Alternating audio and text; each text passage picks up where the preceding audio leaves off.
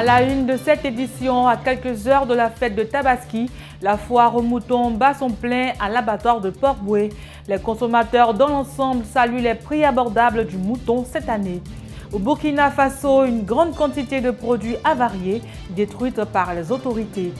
Face aux dangers des réseaux sociaux, Facebook lance une campagne de sensibilisation en direction des parents et des familles.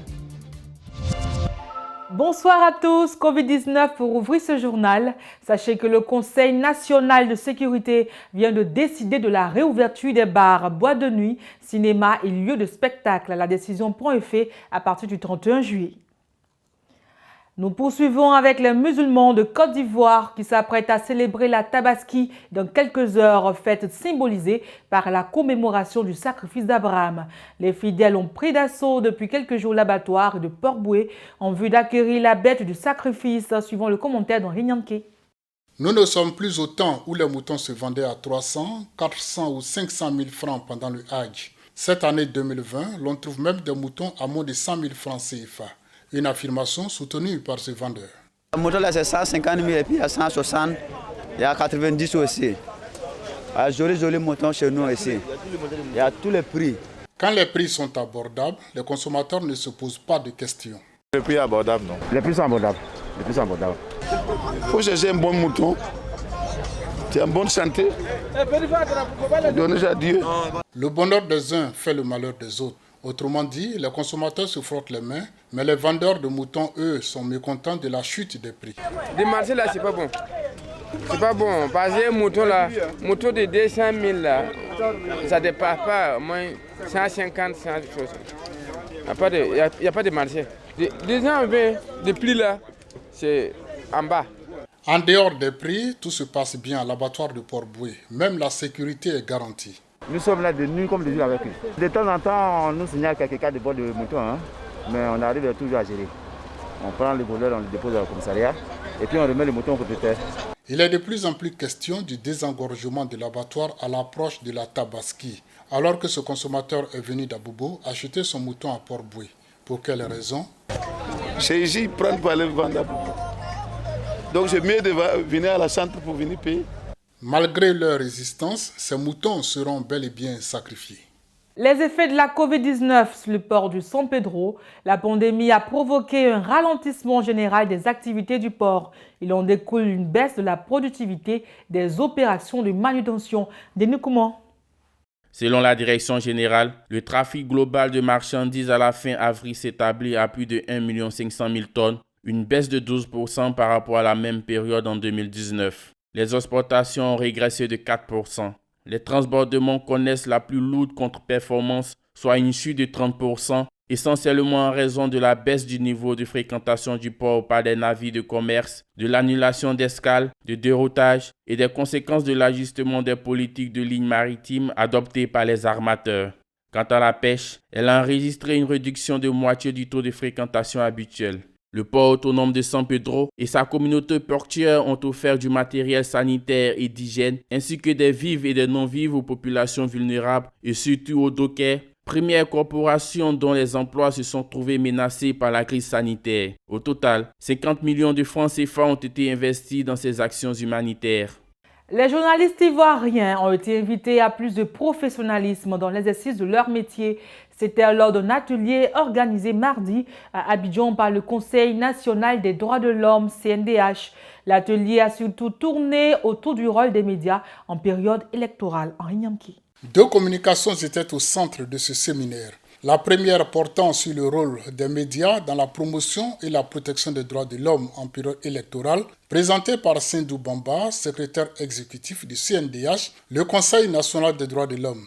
Il a noté que les journalistes doivent s'approprier le cadre légal de la presse et des élections et éviter d'inciter à la violence pendant cette période électorale. Dans la deuxième communication, Sidonie Amwakon, secrétaire général de l'Autorité nationale de la presse ANP, a relevé les enjeux et les défis de la loi de 2017 portant régime juridique de la presse en Côte d'Ivoire. En plus des journalistes, des membres des organes de régulation de la presse ont pris part à la rencontre. Répondant à une préoccupation d'un participant, le président de l'ANP, Samba Kone, a fait savoir que son organisation n'accepte pas qu'un journaliste soit menacé, mais en revanche demande que les journalistes soient professionnels.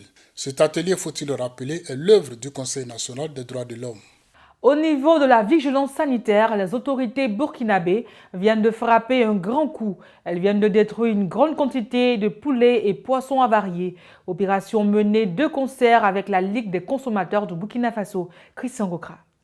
1,5 tonnes de poulets et de poissons avariés. C'est le gros coup de filet de la direction de la santé publique vétérinaire et de la législation. Cela avec la collaboration des forces de défense et la Ligue des consommateurs du Burkina Faso. Des produits frauduleusement importés saisis et incinérés le 25 juillet dernier. Le phénomène d'importation de produits impropres à la consommation humaine est surtout observé en période de grandes fêtes. Le ministère des Ressources animales et halieutiques, les FDS et la LCB procèdent régulièrement à des sorties de sensibilisation et de répression. L'opération de saisie et de destruction de ces carcasses du 25 juillet dernier entre en droite ligne de cette dynamique de salubrité publique. En cette période d'avant-tabaski, le ministère des Ressources animales et halieutiques voudrait attirer l'attention des populations sur les risques sanitaires liés à la consommation des produits impropres. En plus d'impacter négativement sur la santé des populations, ces produits frauduleux constituent un contre-coup pour l'économie nationale. Le ministère des Ressources animales et halieutiques invite les populations à la vigilance et à surtout alerter les services vétérinaires les plus proches, les FDS et la LCB, lorsqu'elles sont en connaissance de toute information pouvant contribuer à enrayer l'activisme de ces prédateurs de la santé et de l'économie nationale. Rendons-nous au Tchad pour parler encore de Tabaski. Les autorités veulent éviter la flambée du prix des moutons à la veille de cette fête. La brigade de contrôle économique a été instruite de veiller au grain. Christian Gokra. Le ministre du Développement industriel, commercial et de la promotion du secteur privé, Lamine Moustapha, a instruit jeudi la brigade mixte de contrôle économique de faire respecter des consignes visant à éviter une flambée des prix de moutons sur les marchés à la veille de la fête de l'Aïd el-Adha. Il s'est exprimé à l'issue d'une réunion avec le président de la Confédération de l'interprofession de la filière élevage au Tchad, le vice-président de la Confédération des pasteurs de la filière bétail, le président du commerce du bétail sur pied, le responsable de la section de bétail de la Chambre de commerce et les délégations de marché de bétail. Les prix de moutons pratiqués antérieurement à la fête des Tabaski sont maintenus, a indiqué le ministre, qui a mis en garde contre les spéculations de quelque nature que ce soit. L'observation de ces consignes par les commerçants de bétail permettra à tous nos citoyens de faire le sacrifice de l'Aïd el-Adha et partager ce moment de joie en famille dans la sérénité, a-t-il conclu. Le tourisme en crise au Kenya. Les touristes qui se pressaient pour admirer la faune locale ont disparu. La faune à l'épidémie du coronavirus qui a négativement influencé le tourisme dans le pays. Les vols internationaux reprennent le 1er août, mais les pertes pour le secteur s'estiment déjà à 750 millions de dollars, la moitié des recettes de 2019. Pour la communauté locale des Maasai, la situation est catastrophique. Sans revenus, les Maasai pourraient être obligés de vendre leurs terres pour survivre. Terminons avec les réseaux sociaux. Facebook vient de lancer cette semaine une opération de sensibilisation aux dangers sur Internet. Objectif, aider les parents et les enfants à mieux se protéger face aux risques. Denis Kouman.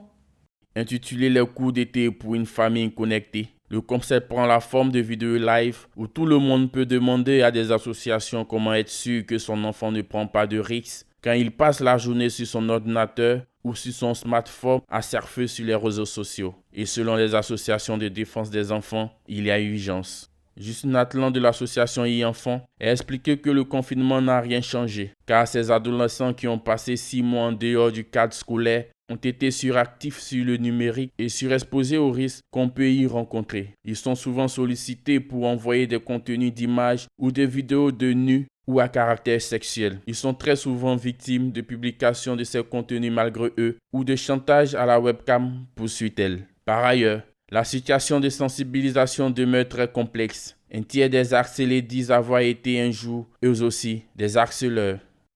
Point final pour cette édition d'information sur UFC Africa TV. Excellente soirée à tous.